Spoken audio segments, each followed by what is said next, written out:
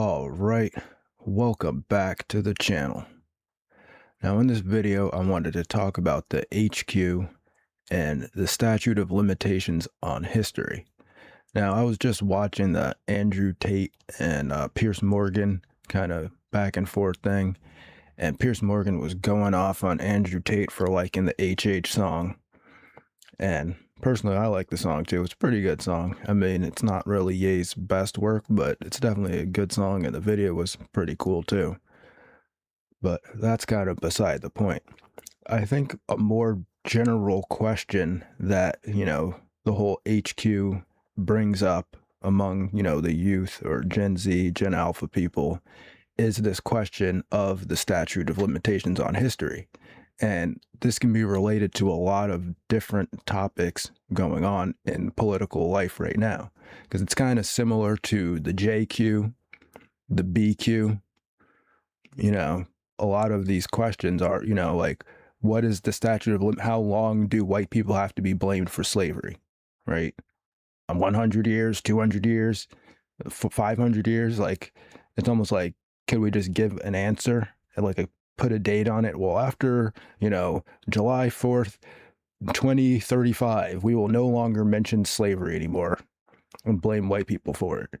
Or with the JQ, right? It's like, okay, well, after 2045, we will no longer blame Germans for, whatever happened, right? Because that's what it seems like to me is kind of what's going on with the whole HQ and stuff. Not that some people aren't genuinely interested in World War II history, but the kind of more general zeitgeist of it just being brought up all the time and stuff like that. I think it's just the younger generation feeling the pressure of the technological age. And when I say that, we have to really think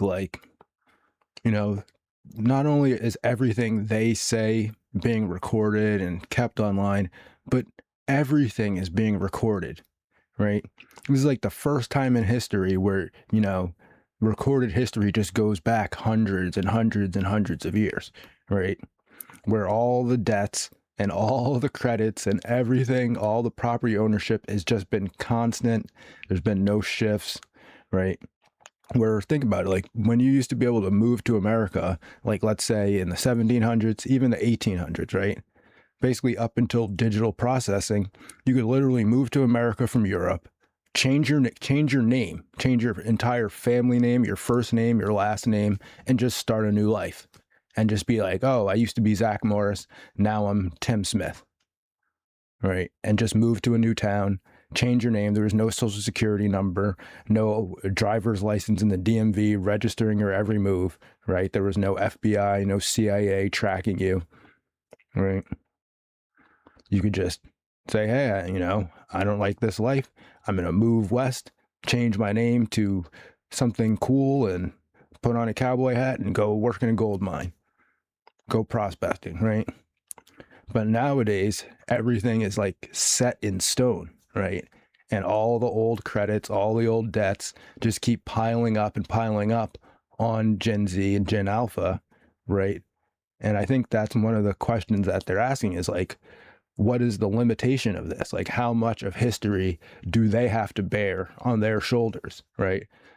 It's why do they have to care about, World War II? It happened so long ago. Why do they have to care about slavery? It happened even longer ago. It's why don't we talk about slavery in Egypt? Oh, wait, actually, certain people do talk about slavery in Egypt. Why don't we talk about slavery in Rome, right? Why don't we talk about slavery in China, right? I guess because we're not in Asia, but you get the point, right? It's at what point in history is there a cutoff where people are no longer blamed for the sins of the father, right? Because that's what it seems like they're rejecting, is they're just rejecting, they're creating a statute of limitations on history where they're saying, look, we're just not going to care about this stuff anymore. You want to pile on decades and centuries of history onto us and blame us for everything that's going on now, when it's clearly they're the younger generation. They're the ones that can't be blamed. They're supposed to be the innocents. The youngest people are considered the most innocent, right? but everyone's blaming everything on them. The boomers are blaming them. Gen X is like blaming them. You know, women are blaming men for their problems. And it's just like, I can see why people are getting frustrated with it in that sense, right? That there's just a historical weight upon them that probably no generations in history have felt, just for the simple fact that you couldn't really record history in that way. And then, you know, you can see the questions that they're asking. They're like, why do we still have to care about slavery? Why do we have to care about the debt that boomers and Gen X accrued, and we can't even get into the job market or buy a house? Why do we have to care about World War II? You know, it kind of makes sense in a sense if you look at it that way too. And I'm not saying that some people aren't just interested in history and all that stuff, but just in the general population, it seems to me that that's at least some part of what they're talking about when they bring up the HQ and when people like the HH song by Ye.